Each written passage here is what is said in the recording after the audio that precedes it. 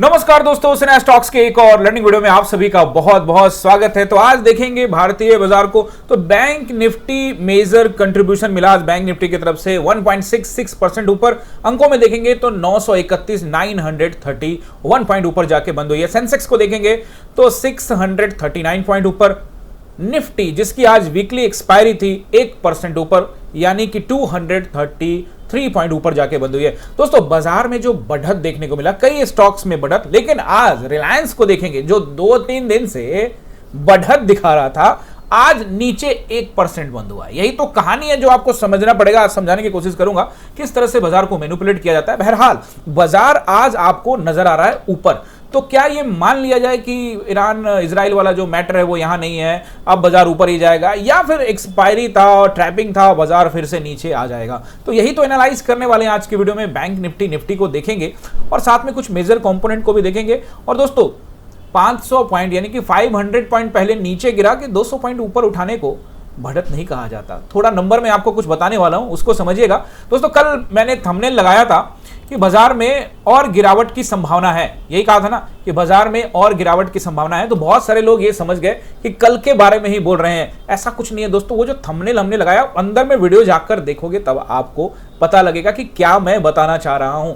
Trapping होगी ना, expiry है तो बाजार और गिरेगा, बाजार और गिर सकता है, इसके चांसेस हैं। जैसा कि कल भी बात किया था, आज भी बात करूंगा। आप एनालाइज कुछ समझिएगा, आपको समझ में आ जाएगा। बहरहाल हम लोग सबसे पहले बैंक निफ्टी को एनालाइज करते हैं। बैंक निफ्टी में चलते हैं। बैंक निफ्टी को अगर आप देखते हो तो देखो दोस्तों, साफ साफ बात सीधे सीधी समझ लीजिए। ये 2 महीने का जो पिक्चर है ना, इसको हम अब क्लियर कर चुके हैं। यानी कि ठीक है, आप आज उछल के गए, आप उछल के जाइए, कोई दिक्कत नहीं है, लेकिन ऊपर ये जोन पर अब आसानी के साथ इसको निकालने में मुश्किल होने वाला है। आसानी के साथ तो नहीं निकलने वाला है, टाइम लगने वाला है। दूसरी बात यहां दोस्तों, बाजार के जो हालात हैं मिडिल ईस्ट के अंदर में जो चल रहा है, उसका असर दुनिया भर के देशों में धीरे धीरे अब और पांव पसार रहा है, असर और तेज होगा। अभी तक जो धमाके आपको बूम बूम बूम जो बाजार में भी दिख रहे हैं और ईरान के ऊपर में दिख रहे हैं, इजराइल के ऊपर में दिख रहे हैं, वो धमाके आपको अभी बाजार में थोड़े बहुत ही दिखे हैं दोस्तों। अगर बाजार नीचे के लेवल पर जोन बनाने के बाद ब्रेकआउट देता है तो एक लंबे कंसोलिडेशन फेज में जाकर नीचे रह सकता है।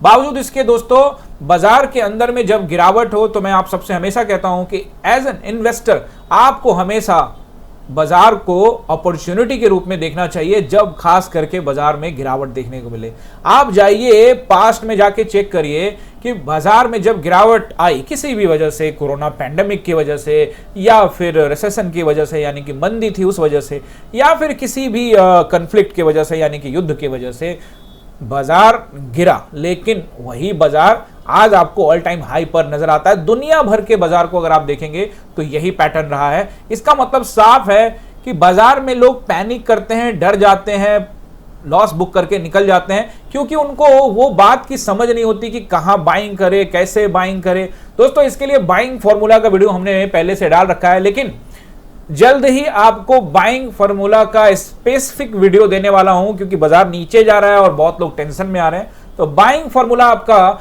मदद करने वाला, आपकी मदद करेगा कि किस तरह से स्टॉक मार्केट में अंगद के पांव की तरह आप जमा सकते हो पांव और खड़े रह सकते हो। कोई हिलाने वाला नहीं होगा, डर ही नहीं लगेगा। बाइंग फॉर्मूला का वैसे वीडियो है, बट वो एक लंबा वीडियो, उसमें कई और चीजें हमने बात की है, बट एक स्पेसिफिक वीडियो भी हम यहाँ पे सोच रहे। तो मुझे नहीं लगता कि अभी बैंक निफ्टी को वापस आते हैं, तो मुझे नहीं लगता कि बैंक निफ्टी को ये जोन अब क्लियर करने में, आप देख लीजिए, इस जोन को क्लियर करने में मुझे लगता है कि परेशानी हो सकती है। इतना आसान नहीं होगा इस जोन को निकालना। फिलहाल तो चार्ट एनालिसिस के हिसाब से यही लगता है। अब कोई न्यूज वगैरह पे रिएक्ट करे तो फिर दोस्तों न्यूज पर रिएक्ट किया हुआ बाजार ज्यादा दिन तक सस्टेन नहीं कर पाएगा। ये आपको पहले भी लगातार बता चुका हूं। आपने देखा था ना न्यूज पर, ये 18% का किया था ना, 18%, वो 50% का टैरिफ हटा देंगे 50% से सीधे। अब तो टैरिफ भी 0 हो गया, वो वहाँ अदालत में वो खत्म हो गया। उसके बाद फिर ट्रंप ने अपना 10%, 5% का वीटो पावर लगा के 15% किया। तो फिर तो और ऊपर जाना चाहिए, पहले 18 था, 3 और कम हो गए। अब आप कहेंगे कि वहाँ ईरान इजराइल की वजह से हो रहा है। दोस्तों वजह कुछ भी हो, आप चीज़ों को समझेंगे तो समझ में आ जाएगा। ऊपरी स्तरों से बिकवाली करेंगे तभी तो गल्ले में पैसे रखेंगे। पैनिक सिचुएशंस के नाम पर बेचने का ये जो चलन है दोस्तों ये अब बहुत पुराना है, क्योंकि ऐसे जवाब नहीं देना ना, अब सबको पता है वहां युद्ध हो रहा है इसलिए यहां बेच रहे हैं। तो आज क्यों ऊपर लेके गए आप? आज क्यों ऊपर ले गए? क्योंकि आज एक्सपायरी थी दोस्तों।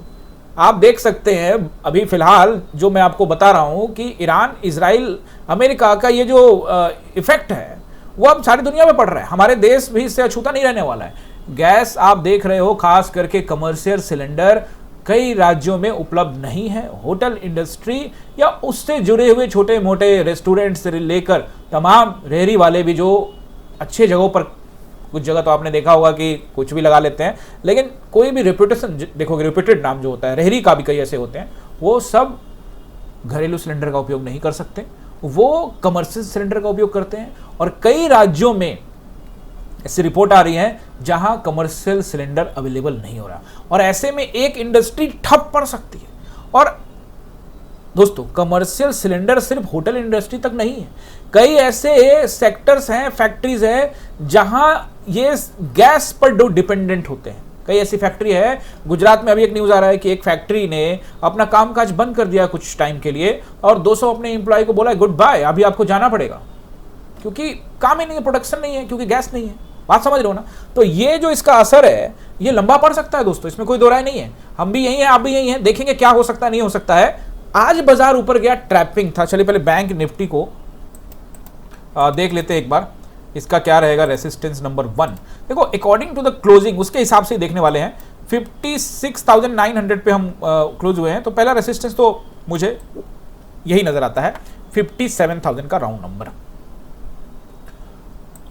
और ऊपर लेके जाते हैं तो 57,300, 57,500, और फिर आप यहां पर मुझे लगता है 57,700 तक रख सकते हैं। इसके ऊपर बिल्कुल भी सही नहीं है दोस्तों।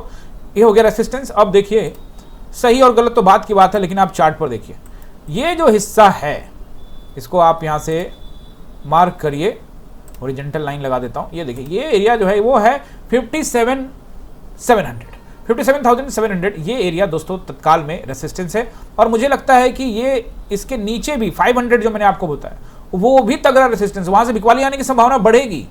अगर ऊपर जाता है उस केस में गया ही नहीं, पता लगा गैप डाउन ही हो गया, फिर क्या? फिर भाई साहब नीचे की तरफ देखना पड़ेगा। तो चलिए देख लेते हैं। तो पहला रहेगा आपका सपोर्ट। अभी जो मैं सपोर्ट और रेसिस्टेंस बता रहा हूं वो उस स्थिति में जहां बाजार क्लोजिंग मिली है। अब गैप डाउन पर ये कुछ नंबर्स काम नहीं करते हुए नजर आएंगे आपको। पहला नंबर जो मुझे नजर आता है वो रहेगा 57,000, सॉरी यहां पे 56,700 का। उसके बाद 200 पॉइंट और नीचे करिए 500 का, और फिर 200 पॉइंट नीचे करिए 300 का। ये रहेंगे आपके सपोर्ट्स, 56,700, 500 एंड 300, ये रहेंगे सपोर्ट। लेकिन दोस्तों सपोर्ट का मतलब ये नहीं है कि ये सारे अच्छे सपोर्ट हैं और ये बाजार को ऊपर लेके जाए। अच्छे सपोर्ट तो उस मार्केट में होते हैं जब अप ट्रेंड होता है और बाजार नीचे आता है तो सपोर्ट मिल जाता है। यहां तो कहानी डाउन ट्रेंड की है दोस्तों। तो अगर ऐसी स्थिति में नौबत आई तो फिर 56,000 का राउंड नंबर को भी पकड़ेगा और फिर 55,700 को भी टेस्ट कर देगा। हाई चांसेस बनते हैं दोस्तों ऐसे सिचुएशन में, नोट करके रख लीजिएगा। बैंक निफ्टी का सपोर्ट एंड रेसिस्टेंस हो गया। अब हम मूव करते हैं, एक बार आईसीआईसीआई बैंक देख लेते हैं। पहले आईसीआईसीआई बैंक को अगर आप देखते हो तो फिर ठीक है ना, आज बाजार में सब जगह उछाल देखने को मिला, तो यहां भी कौन सा नहीं देखने को मिला। लेकिन दोस्तों ये एक बहुत तगड़ा रेसिस्टेंस पर आके खड़ा है, यहां से नीचे आने की संभावना चार्ट के आधार पर साफ साफ नजर आती है। लेकिन फिर भी अगर आपको स्पेस ढूंढना है तो आप यहां पर थोड़ा सा और स्पेस लेके चल सकते हैं। जैसे हमें क्लोजिंग मिली है 1311 पे, तो यहाँ से 20 रुपया 25 रुपया ऊपर, 20-25 रुपीज ऊपर जा सकता है। 13 यहाँ पे 25 के आसपास में ये आपको नजर आ सकता है, 30 के आसपास में नजर आ सकता है। इतना स्पेस है, नहीं तो फिर वो इन सभी जगहों पे रिजेक्शन मिलने को देखने को मिलेगा। हो सकता है कि वो फ्लैट खुल के नीचे आए या गैप डाउन ही खुले, ये भी चांसेस, मतलब नीचे की तरफ ज्यादा देखेंगे। ऊपर की तरफ अगर जाता है तो मैंने आपको स्पेस बता दिया मैक्सिमम 1337 आईसीआईसीआई बैंक के लिए। और एचडीएफसी बैंक में आज अगर आप देखेंगे तो कुछ खास नहीं, फ्लैट जैसा रहा, लेकिन गैप अप हुआ, ऊपर गया नीचे गया, बीच में डोजी कैंडल बनाया, बट स्टिल ये अभी इतना बड़ा नहीं है दोस्तों कि ये ऊपर जाएगा। यहाँ से तो उल्टा एक नीचे की कैंडल बनता हुआ नजर आ रहा है, और मुझे लगता है कि फिर से वापस आपको 820-30 पर आता हुआ नजर आ सकता है एचडीएफसी बैंक। अब आ जाइए रिलायंस के ऊपर में। रिलायंस जो 3 दिन से ऊपर घुमा रहा था आपको, 4 दिन से, आज आपको उतरता हुआ नजर आया। हालांकि ऐसा नहीं है कि कल जितना गया था उतना ही आया नीचे, लेकिन दोस्तों यहां पर अगर आप ध्यान से देखोगे 1% के आसपास में यहां पे गिरावट देखने को मिली है। लेकिन ये गिरावट उतना भरोसेमंद भी नहीं है, और ये जो चढ़ाई है ये तो बिल्कुल भी भरोसेमंद नहीं है। भरोसा, अभी आप चार्ट को देखेंगे तो ये जो 3 कैंडल है ये रिट्रेसमेंट है, और इसके बाद नीचे आता हुआ 1315 उसको ब्रेक करके 1270 की तरफ जाता हुआ आपको रिलायंस नजर आ सकता है। चार्ट के आधार पर बात करें, अगर चार्ट से अलग देखते हैं तो हो सकता है कि बाजार आपको कहीं और दिखे, लेकिन चार्ट तो फिलहाल यही कह रहा है। ऊपर में 1440 का जो है वो एक बेहतरीन रेसिस्टेंस नजर आ रहा है।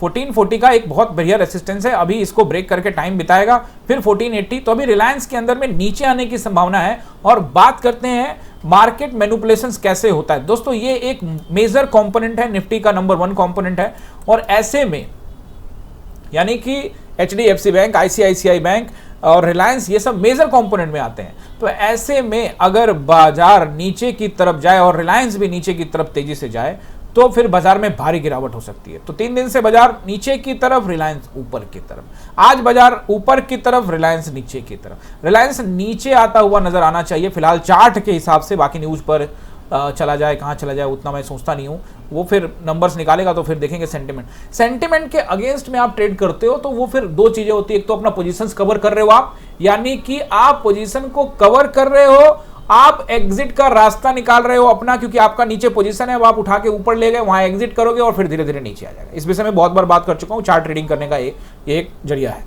आप यहां पे वापस से आ जाइए निफ्टी के ऊपर में। अब निफ्टी को जब आप देखते हो तो निफ्टी मेरे को आज का तो चलो ये 200 पॉइंट का जो बढ़त आपको नजर आ रहा है 1% का, ये एक्सपायरी इंपैक्ट है। और अब जो ये पहाड़ को ये जो देख रहे हो ना, ये जो नंबर है 360 अराउंड 400 तक आप इसको मान सकते हो।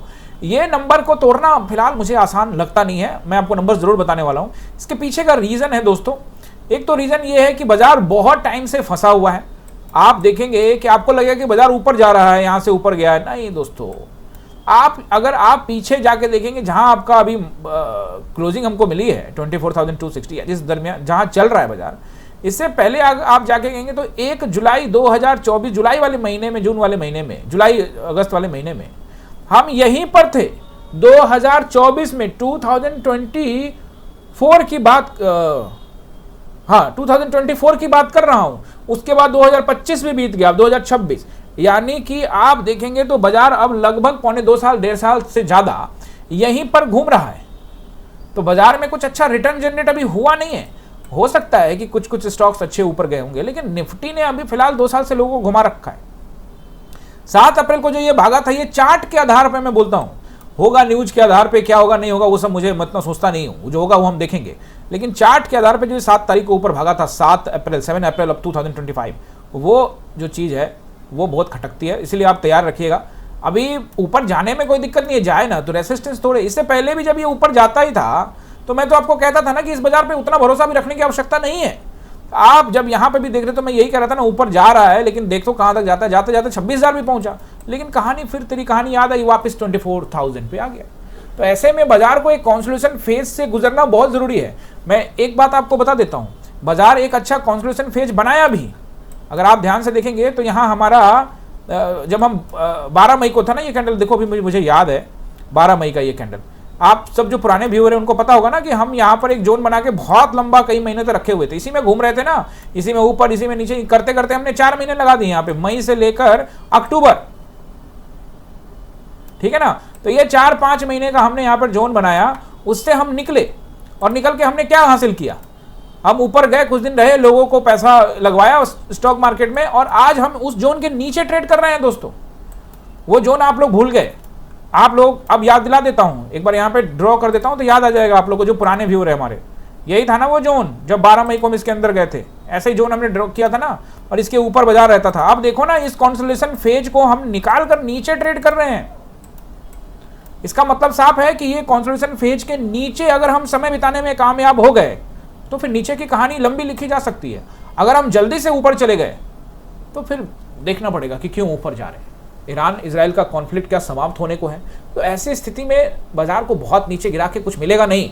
लेकिन दोस्तों पैसा बुकिंग करने की जब बात आती है तो ऑपरेटर सेलर जो भी हैं गले में पैसा डालने के लिए बाजार को जहां तक ले जाना चाहे वहां तक लेके जा सकते हैं। लेकिन दोस्तों हम उनके माइंडसेट को समझने का कोशिश करेंगे तो एक ही मात्र जरिया है ना हमारे लिए, और वो है चार्ट।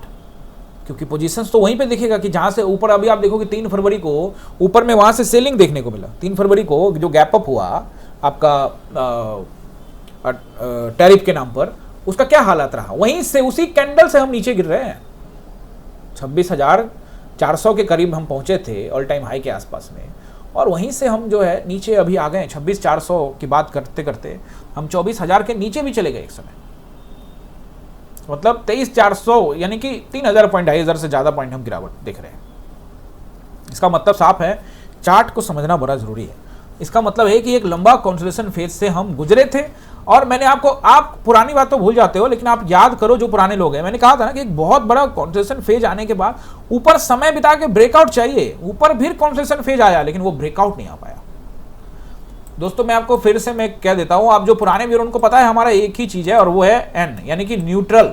हमें कोई मतलब नहीं है कि बाजार नीचे जाएगा ऊपर जाएगा, हम ऑप्शंस बायर हैं, उसी हिसाब से ट्रेड करेंगे। हाँ, मेरा एनालाइज है कि अगर बाजार ऊपर नहीं जाएगा तो मैं ऊपर के लिए ट्रेड नहीं करता, मैं नीचे के लिए ट्रेड करूंगा जब तक कि मार्केट प्रॉपर अपट्रेंड शुरुआत ना करे, या फिर मैं अपने लॉट मैनेज करूंगा। अब मैं अपने लॉट साइज को बड़ा रख के जाता हूं, और मान लो कि मैं एक डर में ट्रेड करूं कि यहां से कहीं सेलर आ गए तो फिर मैं वो ट्रेडर नहीं हूं ना। अब आपने एनालाइज किया है कि ऊपर जाएगा और आप उस पर ट्रस्ट करके जा रहे हो तो बहुत अच्छी बात है। मैं तो वही आपको यहां पे बताना चाहता हूं कि आप जो एनालाइज करते हो, चाहे वो किसी भी डायरेक्शन के लिए है, ऊपर या नीचे, कॉल या पुट, आप अपने जो एनालाइज किया उस पर अडिग रहिए, उसको एग्जीक्यूट करने से पहले उस पर ट्रस्ट करिए, और ट्रस्ट करके एग्जीक्यूट कर दीजिए। लेकिन अगर उसके अंदर में थोड़ा भी डाउट है तो या तो अपने कदम पीछे रखिए, ट्रेड में मत जाइए, या फिर अगर आप जाते हैं तो वहां पर आपका जो कैपिटल है, रिस्क है, वो मैनेजमेंट आपको अच्छे तरीके से आना चाहिए। स्टॉक मार्केट में दोस्तों कॉल लेना, पुट लेना is not a big deal. The big deal is कि क्या end of the month, end of the year आप प्रॉफिट में है कि नहीं है। अगर नहीं है तो आप अपने घर का पैसा भूख रहे हो, सिंपल सी बात है। आपको चीजें बदलनी पड़ेगी, प्लान बदलना पड़ेगा। Loss and the profit is a part of market, but loss and loss is not a part of market. Loss and the profit is a part of market. बात समझ रहे हो ना? सिर्फ लॉस होगा तो फिर पार्ट ऑफ द मार्केट नहीं है भाई, फिर आप में कोई कमी है। आपको कई अच्छे फील्डर कैच छोड़ते हुए नजर आएंगे। ग्लेन फिलिप्स से लेकर विराट कोहली से लेकर बहुत सारे ऐसे प्लेयर हैं जो बेहतरीन फील्डिंग करते हैं। हर्षल गिब्स ने भी कैच छोड़े थे। कई ऐसे प्लेयर हैं दोस्तों जो कैच कभी छूट जाता है। इसका मतलब ये नहीं हुआ कि वो अच्छे प्लेयर नहीं है या फिर हर बार कैच छोड़ते हैं, लेकिन अगर वो हर बार कैच छोड़ते हैं तो इसका मतलब साफ साफ है कि उनमें गलती है। तो इसीलिए ये ना सोचे कि आपने कॉल नहीं लिया, पुट नहीं लिया और बार बार आपको साबित करना है, किसी को कुछ भी साबित करने की जरूरत नहीं है। आपको अपने प्लान पे अडिग रहना है, आप सक्सेस हो जाएंगे। एंड ऑफ द ईयर आप रिजल्ट देखो, यही चीजें हैं जो आपको सफल बनाएंगी। बाकी दुनिया की बहुत सारे कुछ बोलेगी आपको, हम भी बोलते हैं कि सर आपने कॉल का ट्रेड नहीं दिया, आप तो पुट में देते हो वगैरह वगैरह, ये हमें नहीं फर्क पड़ता। End of the year, end of the month हम देखते हैं। अब वो 3 दिन घबरा गया, 2 दिन घबरा गया, उनका कुछ नहीं हो सकता। अरे जो घबरा गया, ट्रेडर डर गया, तो फिर वो ट्रेडर कैसा? ट्रेडर का मतलब होता है जो ट्रेड करे, बिना डरे ट्रेड करे। आई होप समझ गए होंगे आप। लेक्चर लंबा हो जाता है, फिर नीचे लोग कमेंट करने लग जाते हैं। अब देखिए, हाँ कमेंट से याद आया कि कमेंट तो करते नहीं है, बात करना था इसके ऊपर में। तो कमेंट कितना हुआ भैया, एक बार ये हम अपने चैनल को यहाँ पे ज़रा सा ढूंढ लेते हैं। ये हमारा आ गया सेना स्टॉक्स, और इसको ओपन करते हैं। और कमेंट से याद आया, हम आ जाते हैं एक बार यहाँ और इस वीडियो के ऊपर में, और यहाँ पे हम देखते हैं व्यू तो गया है 1.7 के आसपास में। और दोस्तों ये देखिए, यहाँ पे आप देखोगे तो ये कोई 35 कमेंट है। मतलब आपको टेलीग्राम पर कमेंट्री चाहिए भरपूर, है ना। ये हमारे पोजीशंस जो थे वो भी यहाँ पे आपको मिल गए हैं, डाल दिया हमारी टीम ने। और कमेंट आप करोगे नहीं, ये तो बहुत नाइंसाफी हो गई है। कमेंट जरूर करिए दोस्तों, आपके सहायता की बहुत ज़रूरत है। आप जितना सहायता करेंगे लोगों तक पहुँचेगा चैनल, लोग सीखेंगे। हम यहाँ पर वही बात करते हैं, एनालाइज करते हैं, टेलीग्राम में लाइव कमेंट्री करके समझाता हूँ मार्केट क्यों ऊपर जाएगा, कैसे जाएगा।